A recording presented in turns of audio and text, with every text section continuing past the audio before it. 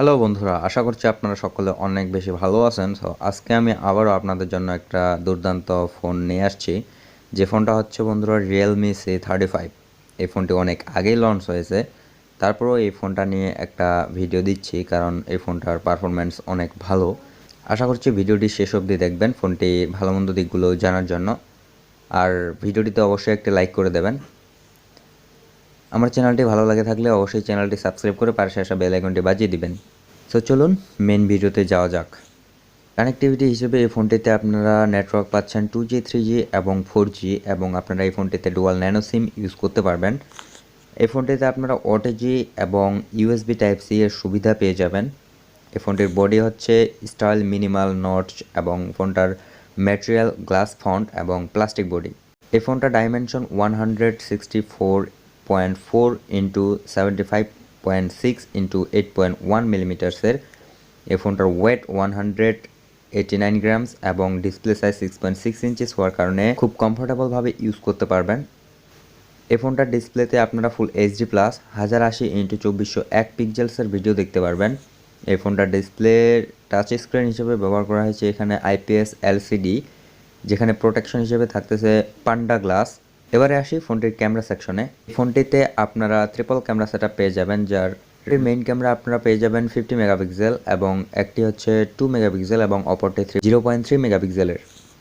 Feature হিসেবে আপনারা পেয়ে যাচ্ছেন PDAF, LED flash, depth, macro এবং আরও অনেক কিছু। এই ক্যামেরাটি দিয়ে আপনারা ভিডিও রেকর্ড করতে পারবেন ফুল এইচডিতে 1080pতে। ফ্রন্ট ক্যামেরা হিসেবে এখানে ইউজ করা হয়েছে 8 মেগাপিক্সেলের একটি ক্যামেরা, যেটার আপনারা অ্যাপস 2.0 অ্যাপারচারসে ভিডিও শ্যুট অথবা ফটোগ্রাফি করতে পারবেন এবং এই ফ্রন্ট ক্যামেরা দিয়ে আপনারা ভিডিও রেকর্ড এইচডিতে 720pতে করতে পারবেন। ফোনটির পারফরম্যান্সের দিক থেকে এখানে অ্যান্ড্রয়েড 11 ইউজ করা হয়েছে, যেটা Realme UI 2.0। এই ফোনটিতে চিপসেট ইউজ করা হয়েছে এখানে ইউনিসক টাইগার T616, যেটা 12 ন্যানোমিটারের এবং প্রসেসর এখানে অক্টা কোর আপ টু 2.0 গিগাহার্টসের। জিপিইউ হিসেবে এখানে মালি G57 MP1 ইউজ করা হয়েছে। এই ফোনটির র্যাম রমের ভেরিয়েন্ট দুটি, একটা হচ্ছে 4128 এবং আরেকটা হচ্ছে 6128। যেটা 4128 সেটার প্রাইস হচ্ছে 16,999 টাকা এবং যেটা 6128 সেটার প্রাইস হচ্ছে 18,999 টাকা।